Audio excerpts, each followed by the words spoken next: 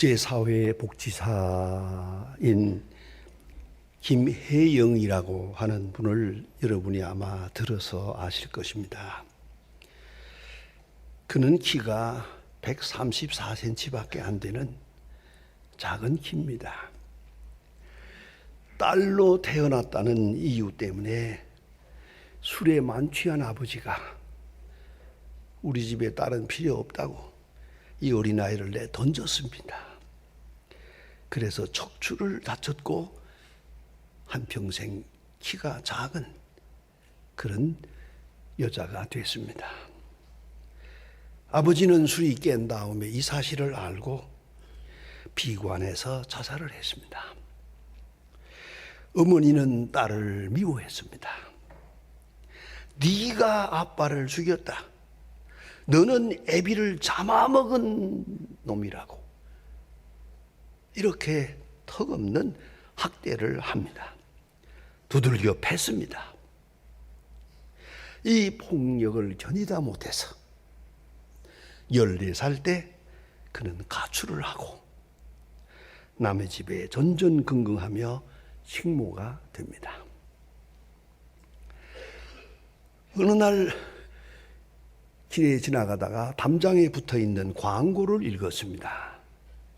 직업학교 학생 모집. 그런 광고를 보고 직업학교에 입학을 합니다. 열심히 편물을 공부했습니다. 2년 만에 전국기능대회에서 1등을 했습니다. 1984년 금메달을 땄고 1985년에는 콜롬비아에서 열린 기능대회에서 우승을 하고 철탑 산업 훈장을 받았습니다. 그때 나이 19살입니다. 상상해 보세요. 이렇게 불행한 여자가 있습니까? 어떻게 인생의 운명이 이렇단 말입니까? 그러나 그는 어느 날 선교단체에서 내건 광고판을 읽었습니다. 그리고 선교하러 가기로 마음을 결심하고 아프리카 보츠와나로 가서 그곳에 있는 불쌍한 아이들을 돌보고 그 비참한 아이들에게 하나님을 보여주고 싶었고 하나님의 사랑을 전해주고 싶었습니다. 그렇게 선교 활동을 하며 14년을 살았습니다. 그리고 나서 이 일이 알려져서 뉴욕 크리스천 칼리지에서 사회복지학과에 초청을 했고 그는 뉴욕으로 유학을 해서 석사 학위를 받습니다. 복지학 석사입니다. 그는 생애를 통해서 운명을 탓하지 않았습니다. 왜 나만 이렇게 불행합니까? 한 번도 하나님을 원망하지 않았습니다. 하나님 앞에서 그는 겸손했습니다. 하나님의 능력과 지혜에 맡기고 자기를 낮추었습니다. 마침내 하나님께서 그를 높여 주었습니다. 이스라엘 사람들의 지혜라고 하는 탈무드에 이런 말이 있는 것을 여러분이 아실 것입니다. 가장 현명한 사람이라는 것은 모든 사람에게서 배우는 것이다. 항상 배우는 자세로 사는 것이다. 가장 강한 사람은 자기 감정을 억제할 수 있는 사람이다. 그렇지 않습니까? 순간순간 욱하고 올라오는 거 그걸 이기지 못해서 일생이 망가지는 걸 여러분이 알지 않습니까? 자기 감정을 다스리는 것은 천하를 다스리는 것보다 더 위대한 것입니다. 그런가 하면 가장 부유한 사람은 누구냐? 자기가 가진 것으로 만족하는 사람입니다. 내가 가진 것이 최고입니다. 언젠가 한번 제가 자동차를 하나 타고 누가 물을 때 이건 이렇게 좋은 차라고 내가 한마디 했더니 옆에서 누가 거들어요. 목사님은 언제나 자기가 타는 차가 최고로 좋은 거라고. 내가 가지고 있는 것이 최고로 좋은 겁니다. 그 사람이 가장 부유한 사람입니다. 가장 사랑받는 사람은 누구냐? 모든 사람으로부터 사랑받는 사람은 누구냐? 간단합니다. 모든 사람을 칭찬하는 사람입니다. 남의 허물을 쑤셔가면서 남의 불행을 내 행복처럼 생각하는 그 사람은 인기가 없습니다. 그저 모든 것을 긍정적으로 어떤 아주머니를 만났는데 그 무슨 말 끝에 이렇게 말하는 걸 듣고 깜짝 놀랐습니다. 이런 사람 못 봤거든요. 저는 남편을 존경합니다 그래요. 여러분, 사랑한다는 말도 쉽지 않지만 남편을 존경한다는 사람 만나보았어요? 나 그거 처음 봤어요. 그래서 신통해서 그 존경하는 이유가 뭐예요? 했더니 저는요 성격이 못됐거든요. 삐딱하게 생각하고 삐딱하게 말하고 남의 허물을 말하기 좋아하고 항상 부정적입니다. 저는 그런 여자예요. 내가 압니다. 그런데 이 남편이 나를 딱 붙들고 계속 사랑해 주어서 가르쳐 주고 인도해 주어서 내가 세상을 긍정적으로 보는 사람으로 바뀌었습니다. 나를 중생하게 만든 사람입니다. 그런 거로 내 남편을 존경합니다.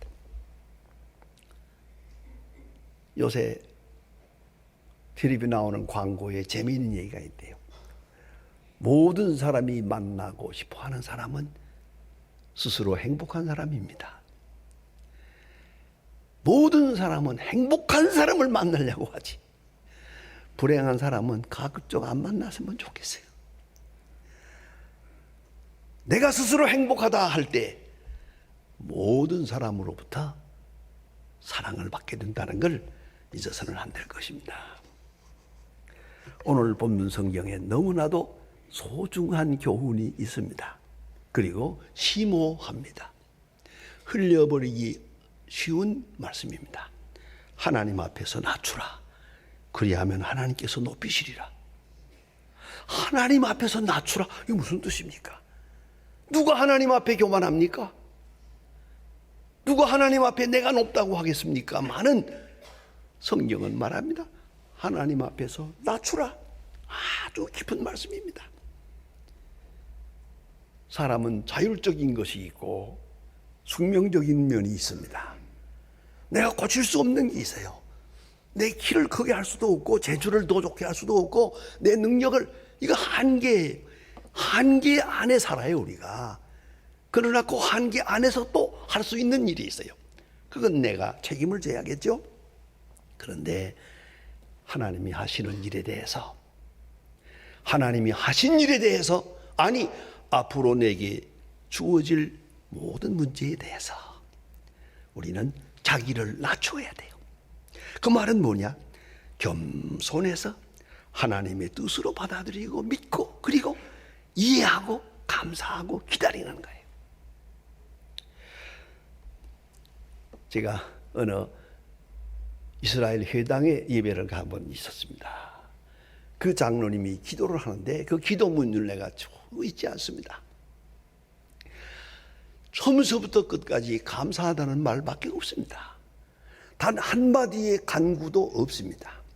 이래서 감사하고, 이래서 하나님을 찬양합니다, 이래서 하나님께 영광 돌립니다, 감사합니다, 감사합니다는 말로 쭉 나가다가 끝에 가서 이 말이 충격적이었어요. 이러이러한 일은 마음에 들지 않습니다. 왜 이런 일이 세상에 있어야 하는지 모르겠습니다. 절박하게 말해놓고, 그러나 이성의 비판을 누르고 하나님을 찬양합니다. 그게 충격받았습니다. 제가 일생 잊지 못하는 기도문입니다. 이성의 비판을 누르고 하나님께 감사합니다. 생각하면 불평이 많아요. 그러나 분명히 잊지 마십시다. 그건 교만이야. 누구 앞에서 잔소리야? 누구 앞에서 항의하는 거예요 지금? 이걸 잊지 마세요. 그런 거로 성경에 보면 여러분 잘 아시는 대로 욥이 고난을 당합니다. 욥이 고난을 당할 때 왜 당하는지를 모릅니다. 그 친구들이 와서 얘기합니다. 죄 없이 고난당하는 자를 보았느냐? 잘 생각해 봐라. 너 숨겨진 죄가 있느니라. 욥이 기가 막혀서 말합니다. 입 좀 다물어. 그런 말은 나도 할 수 있다. 내가 의인이라는 말은 아니다. 그러나 이렇게 고난을 당해야 되느냐 내가. 여러분, 무지한 고난을 당했지만은 성경은 끝까지 말합니다. 욥은 하나님을 원망하지 않았습니다. 맨 마지막에 가서 회개라는 말이 여러 번 나옵니다. 회개합니다. 왜? 그가 깨달았습니다. 전에는 하나님의 음성을 듣더니 오늘은 하나님을 보았습니다. 이 고난을 통해서 하나님을 만나게 해 주었어요. 하나님을 보게 해 주었어요. 하나님께 가까이 나가게 해 주었어요. 이제서 깨닫고 그동안의 마음속에 불만했던 거, 원망하는 생각 좀씩 있었던 거 회개합니다. 여러분, 이것을 알아야 합니다. 욥은 고난을 통해서 하나님께 가까이 갔고 전에 듣던 하나님을 보게 되었습니다. 이걸 꼭 잊지 말아야 합니다. 이스라엘이 광야에서 많이 엎드려서 죽었지 않았습니까? 왜 이랬습니까? 제목은 딱 하나, 하나님을 원망했습니다. 하나님 하시는 일이 마음에 안 들어. 왜 이리로 인도하십니까? 왜 저리로 인도하십니까? 왜 우리의 사정을 모르십니까? 이래저래 하나님 원망한 죄로 광야에 엎드려서 죽었습니다. 여러분, 잊지 마십시다. 하나님의 능력, 하나님의 지혜, 하나님의 사랑, 하나님의 섭리, 역시 나보다 하나님이 낫지요. 더 많이 아시지요. 더 많이 나를 사랑하시지요. 이것을 믿고 그에게 맡기고 원망이 없어야 됩니다. 여러분, 오늘 본문 성경 4장 1절로부터 보면 그런 말이 있어요. 너의 마음속에 싸움이 있고 다툼이 있다. 왜? 정욕 때문이다. 너희가 얻지 못하면 구하지 아니하며 기도 안 하기 때문이고, 구하여도 얻지 못하면 정욕으로 쓰려고 잘못 구함이니라. 귀한 말씀입니다. 기도하긴 했는데 그 마음속에 욕심이 있어요. 제가 조금 더 심리학적으로 말하겠습니다. 욕심 뒤에 원망이 있어요. 그 뒤에 불신앙이 있어요. 그런 거로 그 기도는 응답이 없는 거예요. 여러분, 깊이 생각해야 합니다. 기도한다고 하죠, 우리가. 기도해야죠. 그러나 저는 생각을 해봅니다. 난 가끔가다 걱정이 돼요. 철야 기도한다, 금식 기도한다 그러면 더 걱정이 돼요. 저 사람 기도하면서 무슨 말 하려나? 그렇습니까? 이게 다 하나님 원망하는 거예요. 왜 내게 안 주십니까? 왜 이렇게 인도하십니까? 왜 이렇습니까? 왜 세상이 이렇습니까? 밤새껏 소리 질러 보세요, 되나? 하나님을 원망하고 있잖아요, 지금.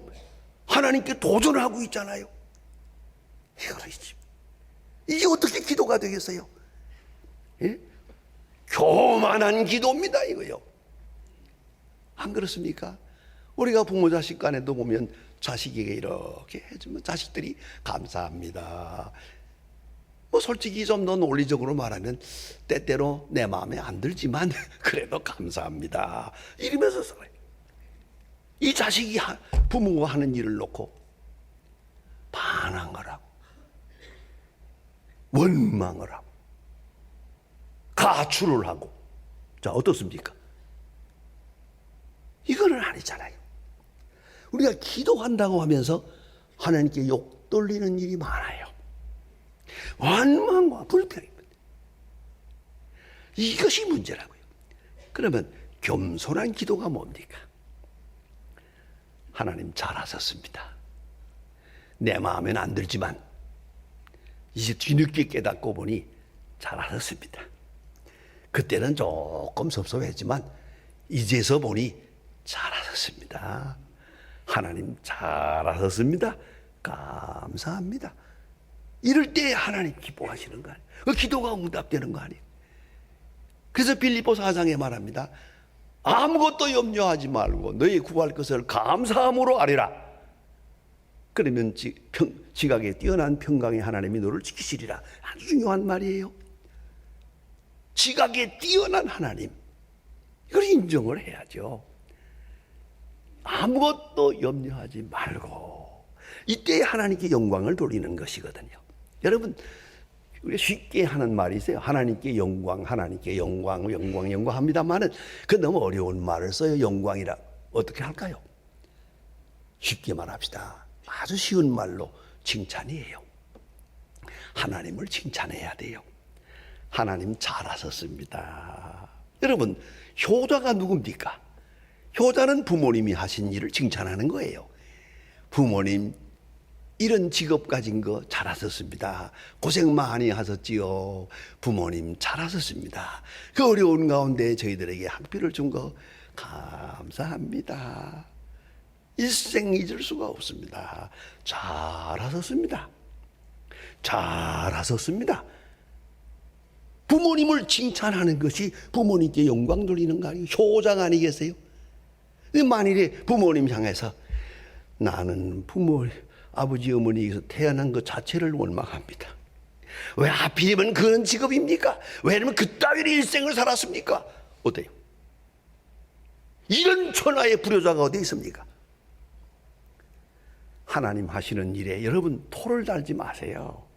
일을 제기하지 마세요. 하나님 잘하셨습니다. 하나님 나 가난하게 만든 거 잘하셨습니다. 때때로 병든 거 잘하셨습니다. 하나님 내가 어려운 일 좀 당했지만은 이제서 생각하니 하나님 잘하신 겁니다. 하나님께 칭찬을 돌리고 이게 하나님께 영광 돌리는 거예요. 이러할 때 기도가 응답된다 하는 말입니다. 그래서 여기 하나님 앞에서 낮추라. 내 정욕, 내 자기 집착을 다 버려야 한다 그 말이에요. 자기 집착을 버리고 또 하나님의 능력과 사랑에 대해서 완전히 그를 인정을 해야 돼. 믿음을 가져야 돼. 또 하나는 듣는 자세가 중요해요. 가장 귀한 것은 이거예요. 내 말을 하는 게 아니라 하나님의 말씀을 듣는 거예요. 내 뜻을 말하는 게 아니라 그의 뜻을 듣는 거예요. 이 듣는 마음, 이 자체가 겸손이에요. 그래서 성경은 말합니다. 조용하여 내가 하나님 됨을 알지어다. Be still, know that I am God. 아주 유명한 얘기 아닙니까? 소란하지 말고 떠들지 말고 호들갑을 떨지 말고 조용하여 쿨다운 해가지고 내가 하나님 됨을 알라. 내가 나타내는 하나님의 사랑을 알아라. 내가 너를 얼마나 사랑하는지를 알아라. 이런 말씀하는 이게 바로 겸손이에요. 이게 바로 낮추는 거예요. 현실 속에 하나님의 뜻이 있는 줄 알고 순종하고 감사하고 기뻐하고 할 때 바로 이때 하나님은 응답해 주시는 거라고요. 역사에 나타나는 유명한 얘기가 있습니다. 성 프란시스라고 하는 사람, 아시시의 성자 성 프란시스가 아주 유명한 분이죠. 제가 그가 기도하던 곳, 그가 살던 곳에 한번 가본 일이 있습니다. 참 많은 생각을 하게 합니다. 그런데 그런 유명한 성자가 있었는데 그 제자가 하늘나라의 기도 중에 한번 올라가 봤어요. 영감으로 올라갔다. 그 보좌가 있는데 큰 보좌, 낮은 보좌 있는데 가장 높은 보좌가 딱 있는데 거기에 앉은 사람이 없어요. 그 천사에게 물었어요. 이 좋은 보좌, 높은 보좌에 앞으로 누가 앉을 겁니까? 그러니까 천사가 말하기를 세상에서 가장 겸손한 성 프란시스가 앉을 의자다 그랬어요. 그 꿈을, 환상을 깼어요. 그리고 나서 아무리 자기 스승이지만은 성 프란시스가 이게 볼품없는 이 사람이 그래 하늘나라에서 저렇게 높은 보좌에 앉게 된다는데 질투가 생겼어요. 살짝 시험을 걸었어요. 선생님은 자신을 어떤 사람이라고 생각하십니까? 하고 물었더니 거침없이 대답을 해요. 세상에서 가장 악한 사람이라고 생각하지. 그때 제자가 말했습니다. 선생님, 그건 위선입니다. 선생님은 성자입니다. 세상에서 제일 악하다면 악한 사람이 얼마나 많은데 그 말이 됩니까? 거짓말입니다. 그때 프란시스가 껄껄 웃으면서 자네는 내 속을 몰라서 그래. 내게 베푸신 하나님의 사랑을 다른 사람에게 베풀었다면 그 사람들은 다 나보다 더 훌륭한 사람이 됐을 거야. 나는 가장 악한 사람이라고 생각하네. 그런 거로 어떠한 일에도 불평은 없어. 원망도 없고 감사할 뿐이지. 제자가 무릎을 꿇었습니다. 여러분 깊이 생각하십시다. 가장 큰 겸손은 뭡니까? 나는 가장 악한 사람이다. 나는 오늘의 축복을 받기에 합당치 않다. 분에 넘친다. 분에 넘친다. 바로 이런 마음이 자기를 낮추는 것이에요. 이스라엘의 역사를 통해서 봅니다. 하나님께서 왜 느부갓네살을 통해서 예루살렘을 쳤는지 알 길이 없어요. 원망할 만하지요. 왜 저 악한 잔악한 느부갓네살을 통해서. 그러나 선지자의 메시지는 분명히 말합니다. 하나님께서 느부갓네살을 심판의 막대기로 사용했느니라. 하나님이 하시는 일이에요. 이걸 잊지 말아야 합니다. 악한 사람도 악한 날에 적당하게 쓰십니다. 그런 거로 원망하지 마세요. 믿고 기다리세요. 조용하게 듣는 마음으로 기다리세요. 내 마음속에 말씀하시는 바가 있을 겁니다. 다시 한번 귀를 기울이세요. 하나님 앞에서 낮추라. 그리하면 하나님께서 너를 높이시리라. 기도하십니다.